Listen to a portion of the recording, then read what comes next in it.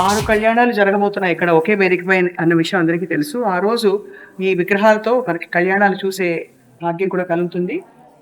ఇక హనుమయ్య అందరికీ అభయహస్తం ఇస్తూ కరుణ, ప్రేమ, శ్రద్ధ, సబూరికి ప్రతీక అయిన షిరిడి సాయిబాబా వారు కూడా ఇక్కడ కొలువు తీరారంటే ఇంకా అర్థం చేసుకోవచ్చు.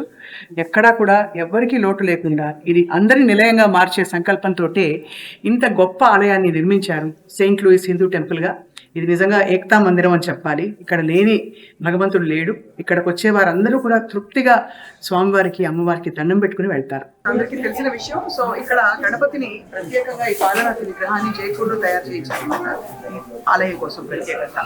అలాగే మనం వెళ్తూ ఉంటే ఉత్సవ విగ్రహాలు, అలాగే ఎన్నో ఉత్సవాలు జరుపుకుంటున్న అయ్యవారిని, అమ్మవారిని చూస్తూ ఉంటాం. ఇక్కడ చూస్తున్నాం శ్రీ దుర్గామాత జయ జయ దుర్గే జితవైరి వర్గే అని భక్తులు చాలా ప్రీతిగా పాడుకునే అమ్మవారిని కూడా ఇక్కడ దర్శించుకోవచ్చు. అలాగే సద్గురువు శ్రీ దత్తాత్రేయ స్వామిని ఎప్పుడూ స్మరించుకుంటూ ఉంటాం. దత్తాత్రేయ స్వామిని కూడా ప్రత్యేకంగా ఇక్కడ నెలకొల్పడం కూడా చాలా విశేషం, చాలా శుభ సూచకం కూడా. అలాగే మనం ఇలా వెళ్తున్న కొద్దీ మనకి ఇక్కడ లక్ష్మీ అమ్మవారి దర్శనం ఇవ్వబోతున్నాం. చూస్తున్నాం ఏ విధంగా అయితే మనకి ఊరేగి ఉత్సవాలకి గర్భవంతుడు మనతో తోడుగా ఉంటారు.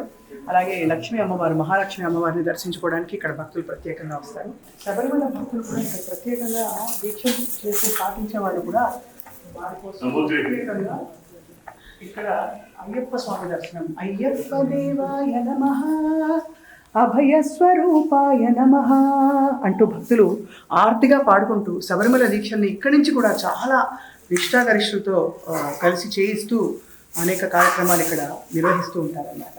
ఇక్కడ ప్రధాన అర్చకులు విశేషం ఏంటంటే శబరిమల ఆలయంలో వారి సేవల్ని, అంటే స్వామివారి ఎంపిక చేసి సేవల్ని అందించి ఆ తర్వాత ఇక్కడికి వచ్చిన వారు. సో అంతటి మహనీయులు ఇక్కడ ఉన్నారన్నమాట ఈ ఆలయంలో. ఐగిరి నందిని నందిత మేదిని విశ్వ వినోదిని నందినుతే గిరివర వింధ శిరోధిని వాసిని విష్ణు విలాసిని జిష్ణునుతే భగవతి హేషితి కంఠ కుటుంబిని భూరి కుటుంబిని భూరి కృతే జయ జయ హే మహిషాసుర మర్దిని రమ్య కపర్దిని శైలసుతే శరణం శరణం తే కరుణార్ణవే మాతః దుష్టదలనాయ ఉదయేహి పునః పునః. ఒకటి చెప్పిన జైన మందిరం ఇక్కడే ఉందన్నమాట. మనం చూస్తున్నాం ఇక్కడ 40 కుటుంబాలు మాత్రమే ఉన్నప్పటికీ కూడా వారి సౌకర్యాలు, వారి కోసం ప్రత్యేకంగా ఇక్కడ జైన్ టెంపుల్ని కూడా నెలకొల్పడం విశేషం. లక్ష్మణ సీతా సమేత రామభద్రుడు రామచంద్ర సీతా సమేత ఇలాగా శ్రీ వెంకటేశ్వర స్వామి దర్శనం కోసం అందరూ ఎదురు చూస్తున్నారు. ఇక్కడ మొదట నెలకొల్పిన, ప్రతిష్ఠించిన విగ్రహం ఇక్కడ వెంకటేశ్వర స్వామి విగ్రహం. భక్తులకి చాలా ఒక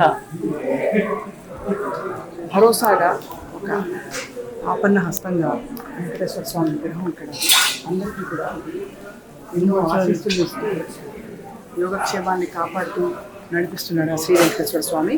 అలాగే మనం ఇంకా నడుచుకుంటూ పోతే శివయ్య, పార్వతీ దేవి కూడా మనం దర్శనం ఇవ్వబోతున్నాం. చూడవచ్చు ఇటువైపు మరోసారి శివాయ విష్ణు రూపాయ శివయ్య అని అంటుంటాం మనం.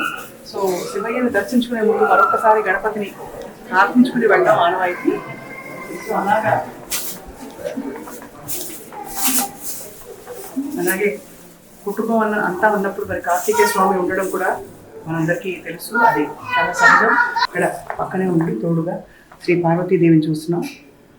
అంటే ఒక అమెరికా లాంటి దేశంలో ఇంత శ్రద్ధ పెట్టి ఇలాంటి ఒక ఆలయం తీర్చిదిద్దాలి, దీనికి రూపకల్పన చేయాలనే తలంపు రావడమే చాలా చాలా గొప్ప విషయం అని చెప్పాలి. ఎందుకంటే ఎంత మనం విజయాలు చూసిన జీవితంలో భగవంతుడితో అనుసంధానం ఉన్నప్పుడే జీవితం సార్థకం అవుతుంది. అలాగే ఇటువైపు వెళ్దాం మనం.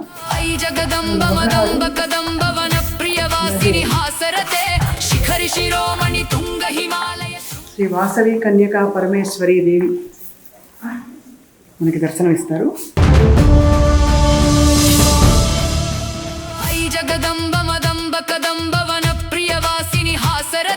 సుమన్ టీవీ ప్రేక్షకులకి ఓం నమో వెంకటేశాయ. చాలా గొప్ప సంకల్పంతో ముందుకు వెళ్తూ చేస్తున్నాం.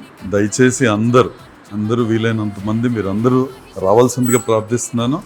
అలా కాకుండా కూడా లైవ్ టెలికాస్ట్ అలా చూసినా కూడా ఎక్కడి నుంచైనా ఈ కార్యక్రమంలో భాగస్థులు కండి. అదే నా కోరిక, విన్నపం.